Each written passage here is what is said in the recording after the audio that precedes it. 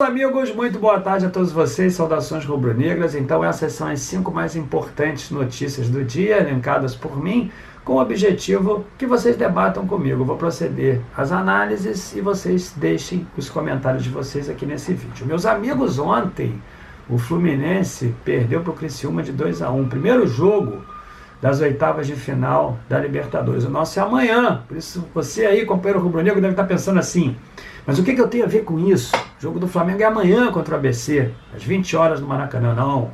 Você tem muito a ver com isso, companheiro rubro-negro, na medida em que ontem, no meu entendimento, o que aconteceu dentro de campo, que acabou gerando um gol para o Fluminense nesse jogo de ida, foi um verdadeiro descalabro, uma piada. Não sei se vocês viram aquela marcação de pênalti, inclusive com o VAR instalado no jogo, o árbitro sequer recorreu ao VAR, mesmo diante de todos os veementes protestos por parte dos jogadores do Criciúma, que foi garfado ontem, que foi larapiado, não tenho nenhuma dúvida disso, e esse árbitro precisa ser responsabilizado.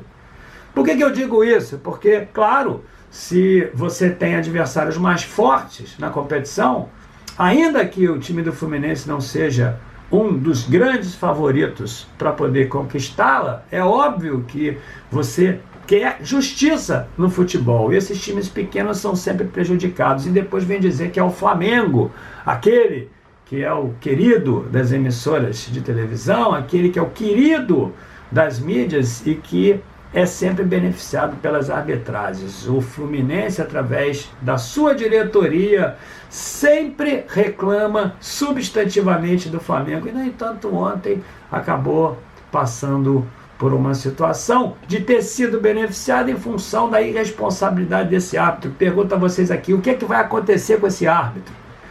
Porque tudo acaba caindo na conta do Flamengo. Um simples erro de marcação de falta no meio-campo que não redundasse em gol por parte do Flamengo já é objeto de muito tumulto, inclusive midiático, para poder dizer que o Flamengo é sempre beneficiado. E não é. Está aí esse caso emblemático de ontem. Eu quero dizer a você, companheiro rubro-negro, o que vai acontecer com esse juiz que prejudicou o Criciúma, que podia estar com uma vantagem de 2-0, agora vai jogar aqui no Maracanã.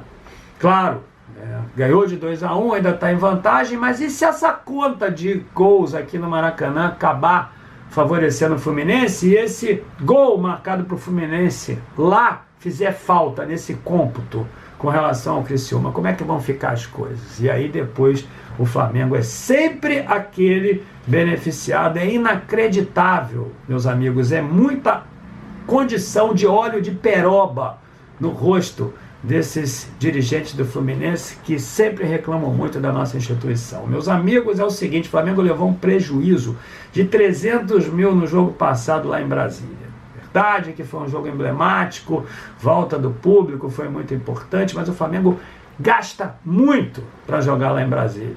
O Flamengo tem custos operacionais, logísticos, que estão fazendo com que a nossa gestão reflita e, ao mesmo tempo, tentando encontrar outras praças para poder mandar os seus jogos. Ontem nós tivemos a notícia também que o prefeito Calil, lá em Belo Horizonte, liberou público com 30%. Disseram também que os gramados de lá não estão muito bons. E tem, meus amigos, o estádio lá na Paraíba, lá em João Pessoa, o qual o Flamengo já se articula com as autoridades, eu já disse aqui em vídeo anterior, para poder jogar lá.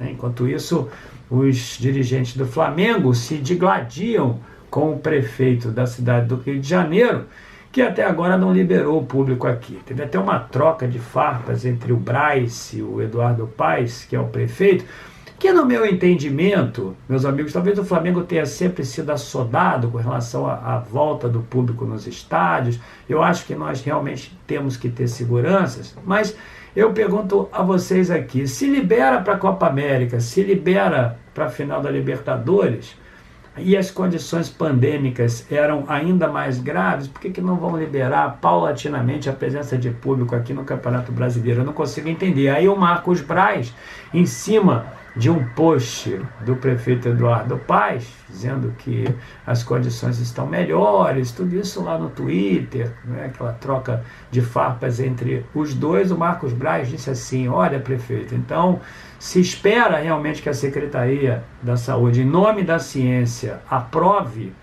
a frequência de público, ainda que num percentual inferior à totalidade, mas se você, prefeito, espera isso, eu quero aqui torcer para que realmente esse analista seja o mesmo que aprovou público na Copa América e na Libertadores, e nesse caso o Marcos Braz está com toda a razão. Inclusive, por falar em Marcos Braz, meus amigos, ele está muito irritado com os questionamentos que estão fazendo, inclusive até eu, da ida dele lá para a Europa. Ele está lá na Europa, está tentando negociar com jogadores. O que nós estamos vendo aqui é que os outros clubes estão se reforçando e até agora nada para o Flamengo. Até um reforço incógnito, reforço que realmente chacoalhou a emoção, a curiosidade da nação rubro-negra, que poderia ser um grande jogador, dito por ele, jogador esse que já chegaria com o agasalho de titular, o colete de titular no coletivo. Então, estamos esperando ainda que o Marcos Braz possa,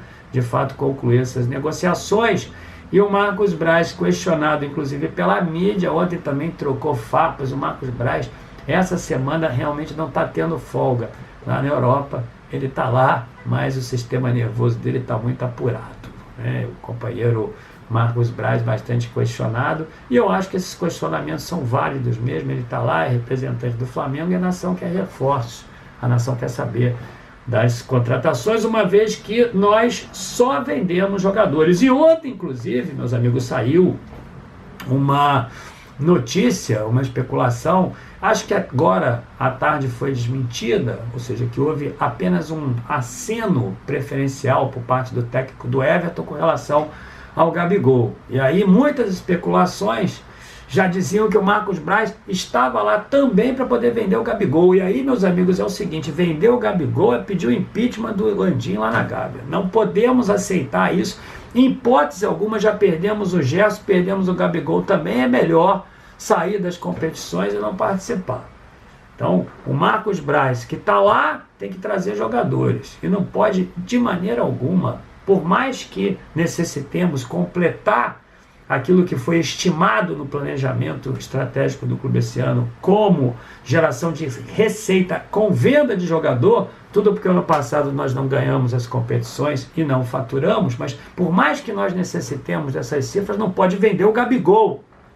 E a nação tem que começar a se manifestar. Não pode vender o Gabigol. O presidente Landim, Marcos Braz, não pode vender o Gabigol. Meus amigos, como eu estava dizendo ontem para vocês, o Flamengo amanhã vai enfrentar o ABC de Natal, primeiro jogo das oitavas de final aqui no Maracanã. Vamos jogar, acredito que lá em Brasília, no segundo jogo, o ABC estava em tratativas com o gestor do estádio lá em Brasília para poder mandar esse jogo lá, ainda não sabemos, mas a verdade é que amanhã é o primeiro jogo aqui.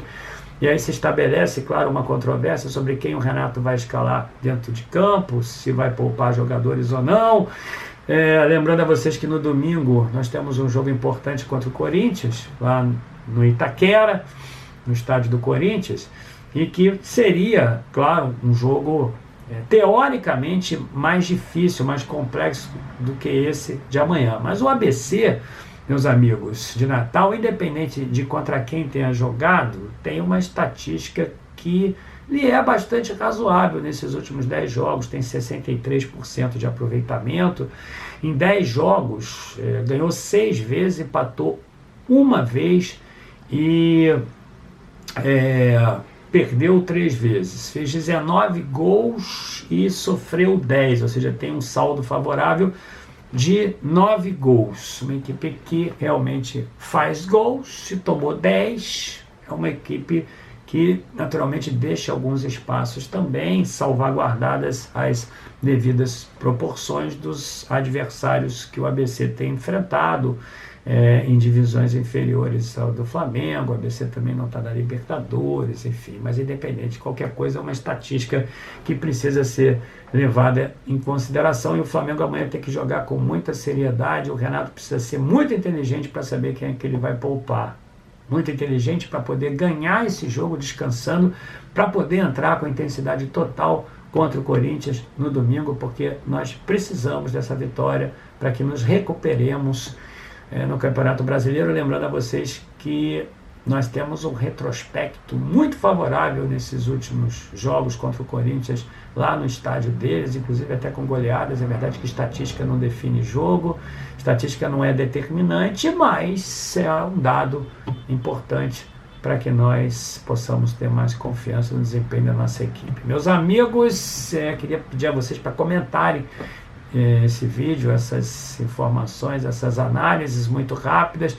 e lembrar vocês que hoje, 10h30 da noite, quarta-feira, temos a nossa live tradicional Raiz, no canal Fernando Gil RN. 10h30 da noite hoje vou estar com vocês. Então compareçam, deixem o like nesse vídeo, se inscrevam no canal.